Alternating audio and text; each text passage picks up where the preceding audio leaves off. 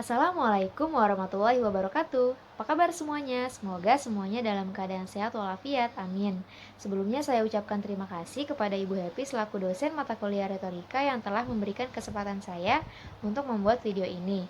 Pada kesempatan kali ini saya akan membahas suatu permasalahan yang sedang sangat ramai diperbincangkan di seluruh penjuru dunia, yaitu tentang seorang laki-laki bernama George Floyd yang berusia 46 tahun yang tinggal di salah satu kota Minneapolis di Amerika yang telah tewas pada tanggal 25 Mei 2020 akibat adanya insiden terkait dengan kepolisian setempat. Saya akan menjelaskan kronologisnya secara singkat. Dikutip dari New York Times menceritakan bahwa pada tanggal 25 Mei 2020 sore hari, ada seorang pemilik toko yang menelepon petugas kepolisian bahwa dirinya telah mencurigai ada seseorang yang membeli barang menggunakan uang palsu. Kemudian, setelah beberapa saat datanglah 4 petugas kepolisian ke lokasi tersebut. Kemudian polisi menemukan George Floyd tengah duduk di kursi mobilnya. Kemudian polisi menyuruh George untuk turun dari mobilnya dan kemudian dikutip dari keterangan kepolisian, George melakukan perlawanan ketika akan ditangkap atau ditahan.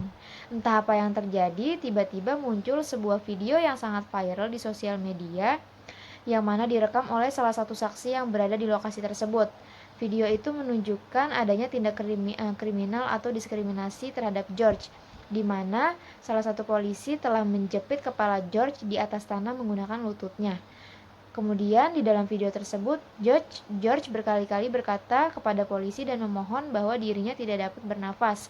Sangat jelas terlihat berkali-kali George mengatakan dirinya tidak dapat bernafas. Bahkan dari beberapa saksi juga banyak yang berkata untuk polisi menghentikan tindakan tersebut. Namun polisi tidak mendengarkan dan menghiraukan apa yang dikatakan George dan para saksi di lokasi tersebut. Singkat cerita, ambulan datang, kemudian ia dilarikan ke rumah sakit. Sampai di rumah sakit, George dinyatakan tewas. Keesokan harinya, 4 polisi tersebut dicopot dari jabatannya, tidak diadili, melainkan hanya dipecat. Kemudian Jacob Frey selaku wali kota setempat berkata bahwa ini harus ditindaklanjuti dan diselidiki setransparan mungkin. Beberapa hari kemudian, CNN memberitakan rekaman CCTV yang ada di lokasi tersebut. Dari CCTV terlihat jelas bahwa ketika akan ditangkap, George tidak melakukan perlawanan sama sekali. Hal tersebut berbeda jelas dari keterangan yang diberikan oleh polisi. Kemudian video ini tersebar dan membuat masyarakat Amerika menjadi marah dan geram. Lalu kemudian mereka banyak melakukan demo dan protes di mana-mana. Salah satu kantor polisi dibobol, dibakar, dan dihancurkan.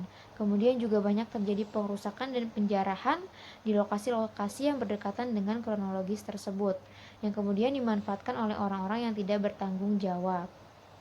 Lalu kemudian banyak bermunculan tagar-tagar yang mendukung George untuk diadili seadil-adilnya. Tagar yang paling banyak yaitu Black Lives Matter.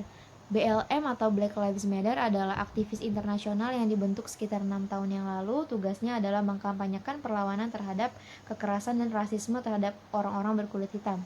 Sebab kasus-kasus seperti George ini ternyata bukan sekali dua kali terjadi di Amerika, tapi sudah sangat sering. Misalnya Februari 2020 ada seorang laki-laki bernama Ahmad Arbery yang ditembak ketika sedang jogging. Ia diduga sebagai pelaku perampokan. Video ini kemudian viral sekitar bulan April 2020, padahal kejadiannya Februari 2020. Ketika belum viral, pelakunya itu masih bebas dan tidak diberi hukuman, tapi ketika viral, orang-orang marah baru pelakunya ditangkap dan diberi hukuman. Kemudian Maret 2020 ada juga menimpa wanita berusia 26 tahun bernama Breonna Taylor yang ditembak polisi di apartemennya diduga sebagai pelaku transaksi penjualan drugs. Setelah diselidiki ternyata dia bukan pelakunya.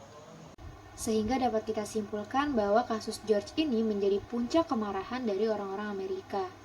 Kemudian pada tanggal 29 Mei 2020, akhirnya pelaku ditahan dengan pasal pembunuhan. Saya akan berkomentar sedikit tentang kasus yang terjadi ya. Saya pribadi sedih dan sangat-sangat prihatin atas yang menimpa seorang George di Amerika yang mana hanya dengan berbeda mata, berbeda ras, berbeda kulit, berbeda agama, berbeda fisik, namun mereka diperlakukan berbeda di negara mereka sendiri. Apalagi Amerika adalah negara maju yang seharusnya sudah tidak lagi mempermasalahkan perbedaan. Kita sebagai manusia harusnya sangat-sangat sadar bahwa kita memang berbeda dan tidak ada yang sama. Saya juga berharap pemerintahan Amerika, kepolisian dapat menindaklanjuti dengan tegas siapapun yang melakukan tindakan rasisme dan penindasan terhadap orang-orang berkulit putih, berkulit hitam, harus diadili dengan seadil-adilnya dan tidak sembarangan menuduh orang-orang berkulit hitam sebagai pelaku dari setiap permasalahan yang terjadi di negara mereka. Saya bersyukur tinggal di Indonesia menerapkan Bhinneka Tunggal Ika, berbeda-beda tetapi tetap satu. Semoga kita bisa mengambil pelajaran yang sangat berharga dari kasus tersebut. Saya rasa cukup sekian video yang dapat saya berikan, kurang lebihnya saya mohon maaf. Wassalamualaikum warahmatullahi wabarakatuh.